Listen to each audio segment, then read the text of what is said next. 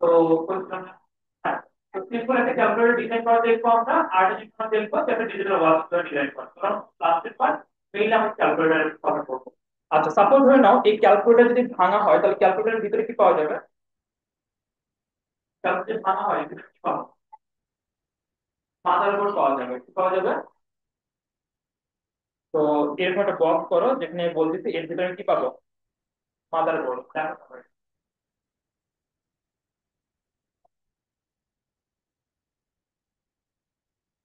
Draw করছো মাদারবোর্ডটা? ওকে।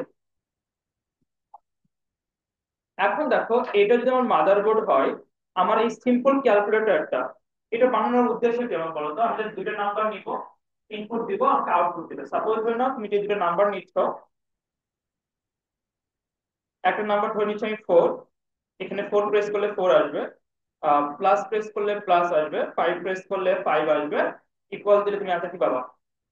9। এবং এই জিনিসটাই আমরা র্যান্ডমলি ছোটবেলায় পড়ে আসছি। তো এতদিন অ্যাজ এ ইউজার হিসেবে আমরা দেখছি যে এটা আসলে এভাবে কাজ করে। এখন আমরা অ্যাজ এ ইন্টারনাল পার্ট দেখবো যে আসলে তো ইন্টারনেট যোগগুলো কিভাবে করছে, কম্পিউটারের ভিতরে কাজগুলো কিভাবে হয়। এই চ্যাপ্টার থেকে একটা লাইন লিখে নাও, মনে রাখো সবসময়। কম্পিউটারের ভিতরে যাবতীয় কাজ, দেখো, কম্পিউটারের ভিতরে যাবতীয় কাজ, কম্পিউটারের ভিতরে যাবতীয় কাজ, কম্পিউটারের ভিতরে যাবতীয় কাজ,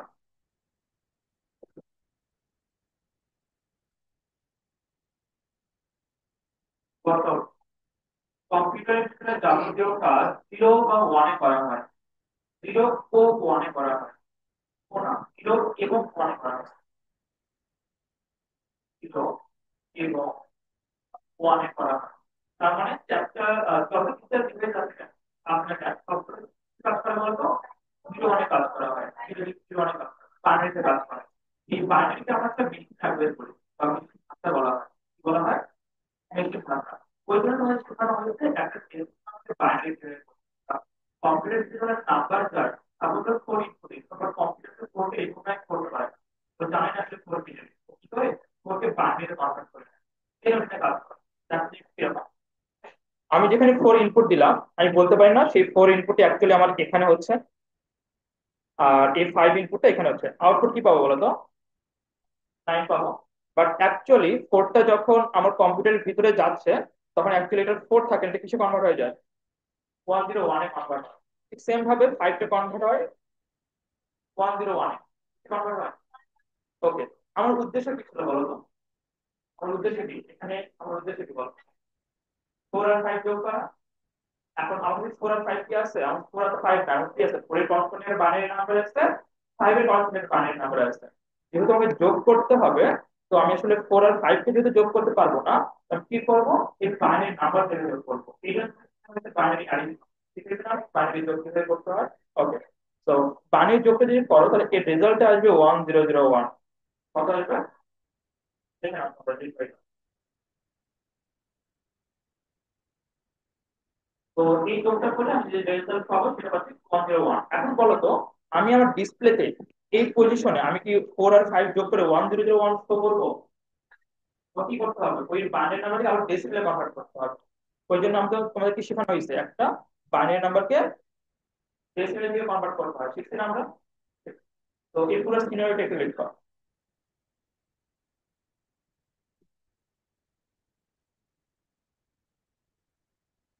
তো কানেক্ট করা যাচ্ছে যে আমরা আসলে চ্যাপ্টার 3.1 এ যে পাঠ্যপুস্তক শিখলাম সেটা কিভাবে একটা ক্যালকুলেটর ডিভাইস থেকে কানেক্টেড ঠিক করা যায়, বোঝা যায়? Okay. আচ্ছা, এখানে একটা প্রবলেম আছে। প্রবলেমটা হচ্ছে এটা, আমরা শিখছি একটা ডেসিমাল নাম্বার কিভাবে বাইনারি করতে হয়, বাইনারি নাম্বার কিভাবে ডেসিমাল করতে হয়, এটা আমি জানি। এখন প্রবলেম হচ্ছে এটা আমি ক্যালকুলেটর ভিতরে বসে বসে প্রত্যেকটি একটা নাম্বারকে ডেসিমাল বাইনারি করবো। তার মানে আমার ডিভাইস ডিসাইড করতে হবে যে ডিভাইসটা আমার জন্য এই কাজটা করে দেবে। ঠিক আছে না? কি লাগবে? একটা ডিভাইস। যে ডিভাইস কি করবে? একটা ডেসিমাল নাম্বারকে বাইনারি করবে, একটা বাইনারি নাম্বারকে ডেসিমাল করবে। তো ওই ডিভাইসটা সেট আপ করতে হয় এই জায়গায়। তো এই ডিভাইসটার নাম হচ্ছে এনকোডার। লিখে নাও এটা। এই চ্যাপ্টার মাঝখানে এই ডিটেলসে বলবো, আবার বেসিকটা দেওয়া হবে। তো আমি কি করতেছি? ডেসিমেল আর বাইনারি নাম্বার মাঝখানে একটা ডিভাইস বসাচ্ছি, যে ডিভাইসটার নামটা হচ্ছে কি? এনকোডার, এই এনকোডার তোমার জন্য কি করে, ডেসিমাল নাম্বারকে বাইনারি কনভার্ট করে দেয়। তো পরীক্ষার হলে অনেক ইম্পর্টেন্ট একটা বোর্ড পরীক্ষা আসবে, এনকোডার কাকে বলে, কি আছে এনকোডার কাকে বলে। এই পরীক্ষাতে দেখতেই পারো যে একটা যন্ত্র যে একটা ডেসিমাল নাম্বারকে বাইনারিতে কনভার্ট করে তাকে এনকোডার বলে। এটা হবে প্রবলেম না, বাট এখানে একটা লিমিটেশন থাকে, লিমিটেশন হলো এটা যে তাহলে এনকোডার কোন নাম্বারকে একটা ডেসিমাল নাম্বারকে বাইনারি করতে পারে, ওকে অ্যালফাবেটে করে না, এ বি সি ডি কে। আর কি বলছি, কম্পিউটারের যাবতীয় কাজ কি হবে, জিরো ওয়ানে হবে। তার মানে তুমি যখন হোয়াটসঅ্যাপে বা মেসেঞ্জারে তোমার ফ্রেন্ডকে একটা হাই পাঠাচ্ছ, তোমার কি মনে হয় এই এই থেকে হাই ফরম্যাটে যায়? এইচ এর করসপন্ডিং একটা 8 বিটের জিরো ওয়ানের কম্বিনেশন বাইনারি নাম্বার থাকে।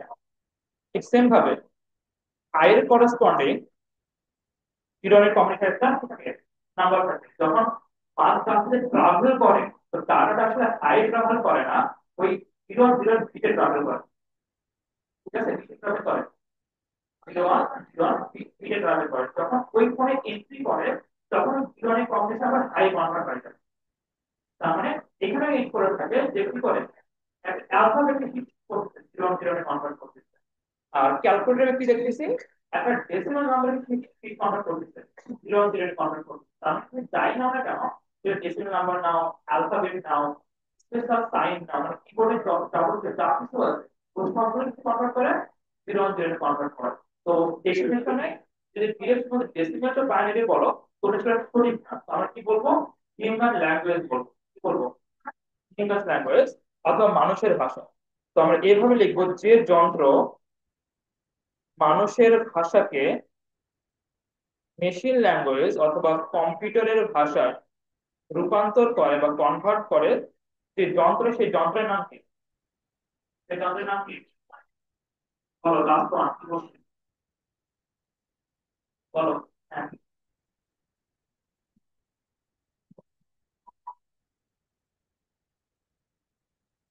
মানুষের ভাষাকে তারপর বলো, নামের অর্থ বলো, লেখাই তো আছে, দেখা যায় না?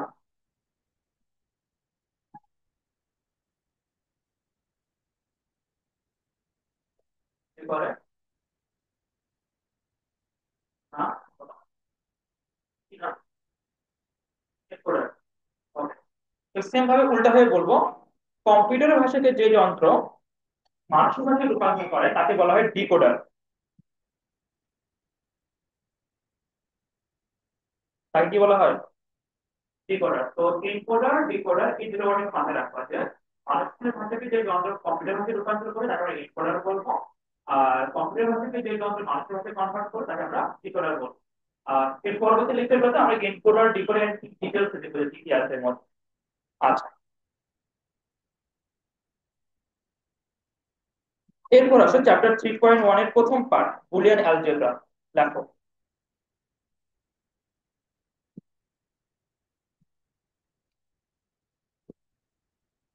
সবাই লেখা, পরবর্তী পার্টটা বুলিয়ান অ্যালজেব্রা।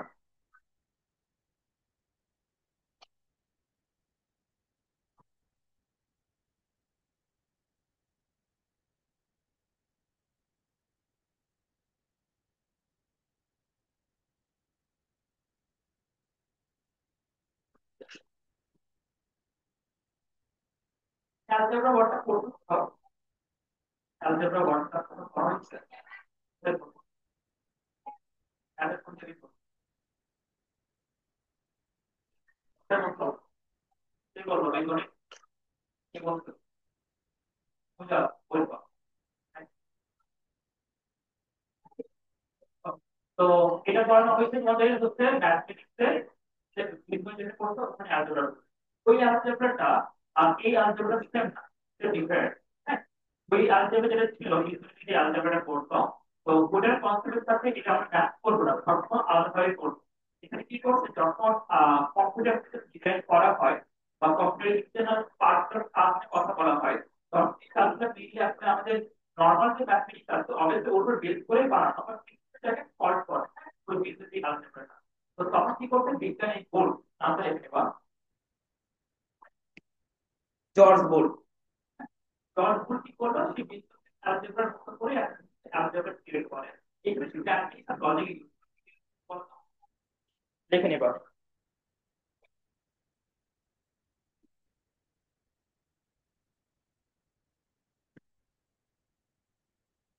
ম্যাথমেটিক্স আর কি করবে, লজিক ইউজ করবে। এই লজিক ওয়ার্ডটা খুব ইম্পর্টেন্ট।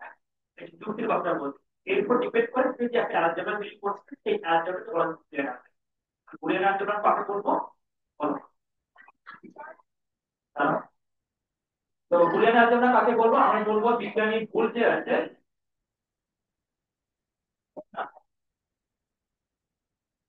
আমার ভাই এত বন্ধু তোমরা তো বিশ্বাস করতে হবে না। ঠিক আছে, একটা লেকচারের কথা জিজ্ঞেস করে বলতে হবে না। কত কবে বলো?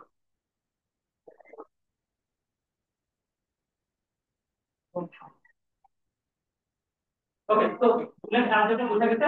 অ্যালজেব্রা লিখতাম, তো বুলেট অ্যালজেব্রা কি বলবো, যে বিজ্ঞানের ভুল আছে। সে একটা অ্যালজেব্রা তৈরি করছে, সেই অ্যালজেব্রায় সে ম্যাট্রিক্স ব্যবহার করছে, লজিক ব্যবহার করছে, এবং লজিক আর ম্যাট্রিক্স ব্যবহার করে সে যে অ্যালজেব্রা তৈরি করছে বা উদ্ভাবন করছে বা উদ্ভাবন করছে, সেই অ্যালজেব্রাকে আমরা কি বলবো? সেই অ্যালজেব্রা কি বলবো? বুলিয়ান অ্যালজেব্রা বলবো। ওকে, বুলিয়ান অ্যালজেব্রায় জাস্ট দুইটা জিনিস আছে। বুলিয়ান মানে হচ্ছে দুই, একটা জিরো, একটা ওয়ান। বুলিয়ান মানে কি হচ্ছে দুই, তার একটা মানে হচ্ছে কি জিরো, একটা মানে হচ্ছে ওয়ান। এখন লেখো, বুলিয়ান অ্যালজেব্রায় সত্য মিথ্যাকে বাইনারি ওয়ান ও জিরো দ্বারা পরিবর্তন করে, না দরকার নেই।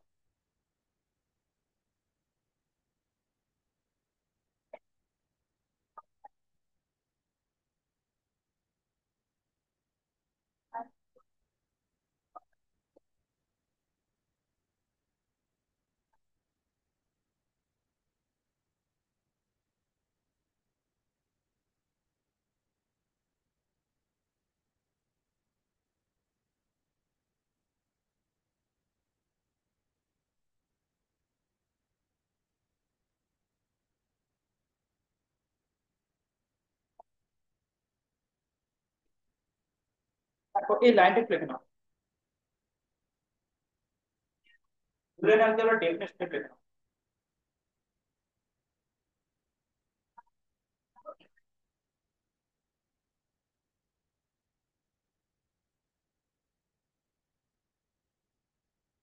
তাই কথা বলো না, দেখো ডেফিনেশন লেখো।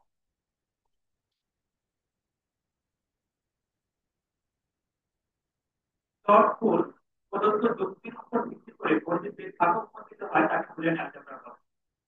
এটা দেখতে পারো, অথবা যে বই কিনবেন সে বইও, হ্যাঁ শর্টফুল, শর্টফুলই রাখো।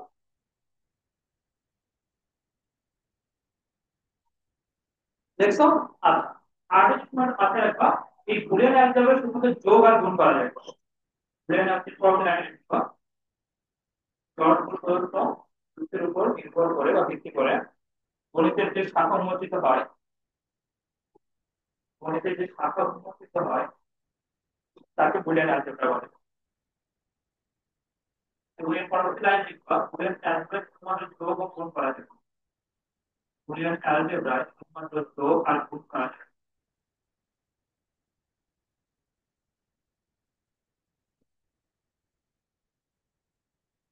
বুলিয়ান অ্যালজেব্রায় শুধুমাত্র যোগ ও গুণ করা যায়।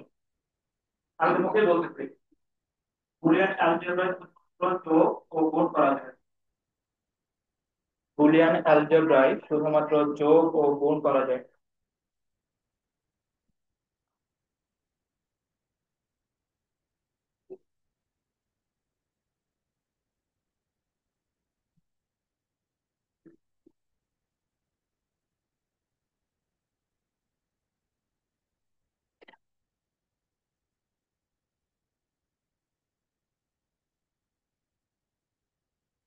ক্লাস শেষ?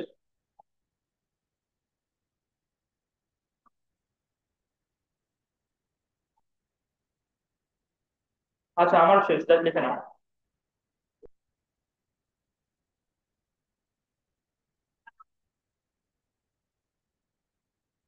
এই লেখো, এটা লিখে নাও।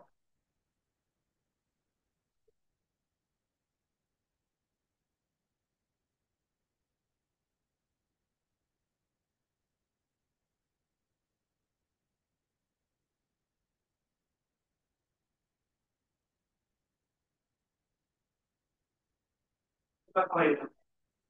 আমি বুলিয়ান অ্যালজেব্রার কথা বললাম, বুলিয়ান অ্যালজেব্রা কি না, তুমি হচ্ছে জিরো ওয়ান এর কথা বলো, জিরো ওয়ান এর কথা বলে।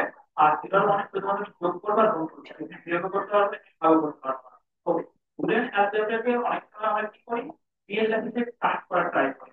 কিভাবে কানেক্ট করার ট্রাই করি, যেটা বলা হচ্ছে জিরো মানে কিন্তু কি, ফল, মিথ্যা অথবা কম।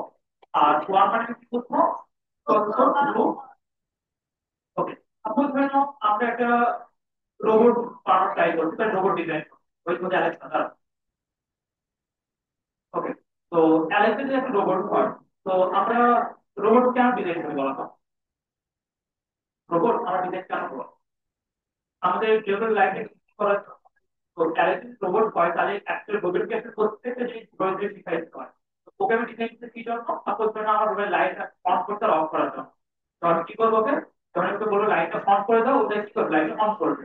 আমি বলবো লাইটটা অফ করে দাও, ও কি করবে, লাইটটা অফ করে দেবে। বাট আমি যখন ওকে বলবো লাইটটা অন করো, কি বললাম, লাইটটা এই যে অন করো। তো সে আসলে ওটাকে ও এন হিসেবে কাউন্ট করবে না, সেটাকে ওয়ান হিসেবে কাউন্ট করবে। ইন্টারনেটে কি বুঝবে না, ওয়ান। যখন সেটাকে ওয়ান বুঝবে, সেটা রুম লাইট অন করে দিবে। আবার যদি আপনি বলে রুমের লাইটটা অফ করে দাও, ও কি করবে, এটাকে রুমের লাইটটা অফ করে দিবে। ওই যে ইয়ার মুভি দেখছো না, রজনীকান্তের রোবট মুভিটা দেখছো না, হৃতিক রোশনের রোবট। ওকে, এখন বলি, বলো, আমাদের এই আইসিটি যেটা আছে, এটা মেইনলি আসলে ম্যাথমেটিক্স আর ফিজিক্স এর উপর বেস করে ডিজাইন করা, হ্যাঁ? তো এখন রোবট ডিজাইন করতে গেলে ডিভাইস লাগবে, কারেন্ট সাপ্লাই লাগবে, লাগবে না? কারণ কারেন্ট সাপ্লাইয়ের কথা বলুন তখন কি ভোল্টেজ চলে আসবে। তো আমি কি করতে হয়, কি জিরো ওয়ান কে ভোল্টেজের সাথে কানেক্ট করতে হয়, কিসে কানেক্ট করতে হয়, ভোল্টেজের সাথে কানেক্ট করতে হয়। তো বলা হচ্ছে কোথাও যদি 0 থেকে 0.8 ভোল্ট সাপ্লাই দেওয়া হয়, তো ওটা আমি জিরো হিসেবে কাউন্ট করবো। আর কোথাও যদি 1 ভোল্টের কথা বলি, তাহলে 2 ভোল্ট থেকে 5 ভোল্ট যদি দেওয়া হয়, এটা কি বলবো, ওয়ান হিসেবে কাউন্ট করবে। তাই ভোল্টেজ যেটা সাপ্লাই দিব, সেটা হচ্ছে 0 থেকে 5 এর মাত্রা। আর মাত্রা হবে 0 থেকে 5 এর মাত্রা হবে ভোল্টেজ না। এখন ভোল্টেজ ধরো 0.5 হতে পারে, 0.7 হতে পারে, সেমিকন্ডাক্টর প্রবাহ হতে পারে 0.7 এর 0 এখন তোদের ভোল্টেজ 3 হতে পারে, পারে না? এখন বুলিয়ান অ্যালজেব্রা কি করব, এখন দুটো নাম্বার আছে 0 আর 1। এখন 0 থেকে 5 ভোল্ট কে তো 0 এর সাথে ম্যাপিং করতে হবে। আর তুই কনফিউশন হয়ে যাবে না, স্যার আমি বুঝলাম হচ্ছে 0 ভোল্ট, তাহলে 1.2 ভোল্ট এর বেশি আপনি কিভাবে কমপ্লিট করবেন, তো বলবো এটা 1 ভোল্ট। অথবা দেখো 3.5 ভোল্ট, এখন 3.5 ভোল্ট কি করব, তো বলবো না 1 ভোল্ট। এর প্রবলেম ক্রিয়েট করে না, তখন কনসিডার করলাম যে হ্যাঁ, 0 থেকে 0.8 এর মধ্যে কোনো মান আসে, তবে আমাকে লজিক্যালি আমার 0 হিসেবে কাউন্ট করতে হবে। যেখানে কোনো ভোল্টেজ সাপ্লাই নাই, জীবন প্রশ্ন 0 হিসেবে কাউন্ট করতে হবে। আর 2 থেকে যদি 5 এর মাঝামাঝি কোনো ভোল্টেজ দেওয়া হয়, তাহলে কিছু কাউন্ট করতে হবে, কনস্ট্যান্ট কাউন্ট করতে হবে। এখন এখানে প্রশ্ন চলে আসছে 0.8 থেকে 2 এর মাঝখানে ভোল্টেজ কোথায় গেল। তো এই জিনিসটা আসলে এক্সপ্লেইন করাটা একটু টাফ, বাট এটা আমি যেভাবে মাথায় রাখতে বলবো তোমাদেরকে, তোমরা মাথায় রাখবা যে যে কোনো দুইটা জিনিসের মধ্যে ডিফারেন্স যদি আমি করতে চাই, একটাকে আমি বলি 0 থেকে 0.8 ভোল্ট, একটাকে যদি আমি 2 থেকে 5 ভোল্ট ডিফাইন করতে চাই, তো আমাকে মাঝখানে একটা বেরিয়ার রাখতে হয়। মাঝখানে কি রাখতে হয়, বেরিয়ার রাখতে হয়। যে বেরিয়ারটা কি করে, আমাদের 0 আর 1 এর মধ্যে পার্টিশন ক্রিয়েট করে। এবার বলি ইন্টারনাল লেয়ার বলতে, বা ইন্টারফেসও বলা হয়। হ্যাঁ, কি বলা হয়, ইন্টারফেস। যে দুইটা পর্দা আছে, বায়োলজি একটা কাজ, বায়োলজিতে পড়তো না, ওই যে পর্দা জিনিসগুলো একটা পর্দা চারটা পর্দা কানেক্টেড থাকে, মাঝখানে কিছু রাখতে হয়। এটা ফিজিক্সেও পাবা, যে যেটা পরিবাহের মাঝখানে একটা অর্ধ পরিবাহের আছে, তো আমি কি করবো, এটাকে আমরা 0 হিসেবে কাউন্ট করবো, এটা আমরা 1 হিসেবে কাউন্ট করবো, এর মাঝখানে আমরা 0 এর মধ্যে কাউন্ট করবো না। এবং আমাদের আমার ডিফেন্স তখনই অ্যাক্টিভ হবে যখন নাম্বারটা করে নেবে 2 থেকে 5 এর মাঝামাঝি থাকবে। তোমাদের স্যার কই, কার ক্লাস?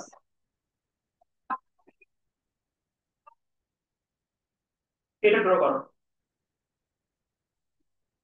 ড্র করবো। এটা কিসের সিগন্যাল করতে পারবা, আর ওয়েভটার নাম কি, ত্রিকোণমিতিতে ওয়েভের নাম বলো। সাইন এর কত হবে,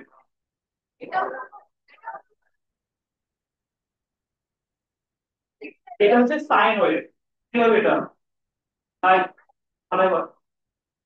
এটা কি? এটা সাইনয়েড। এই সাইনয়েড যেটা আছে এটা আছে অ্যানালগে আছে, কিসে আছে? আমার কাজ হচ্ছে এই সাইন অফ থেকে ডিজিটাল বানানো। কি বানাবো? ডিজিটাল। এটাকে যদি আমি যখন ডিজিটাল বানাবো তখন ফিগারটা কিছুটা এরকম হয়ে যাবে।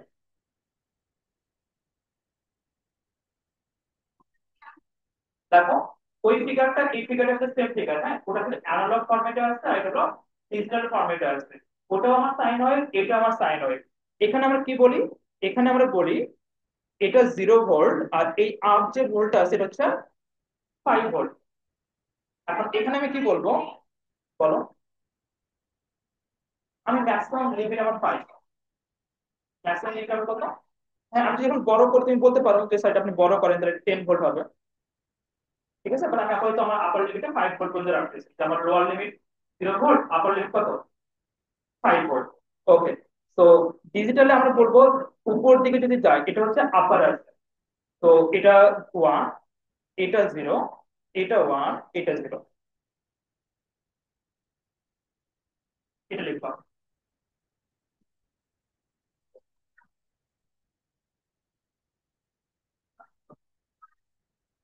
ঠিক আছে। তো আমি যদি ডিজিটাল সার্কিট কোনো তোকে দেখাই, আপ উপরে যদি সাইন দেখাই তাহলে আমরা 1 কাউন্ট করবো, আর যদি নিচে দেখাই কি কাউন্ট করবো? 0 কাউন্ট করবো। ওকে, থ্যাংক ইউ।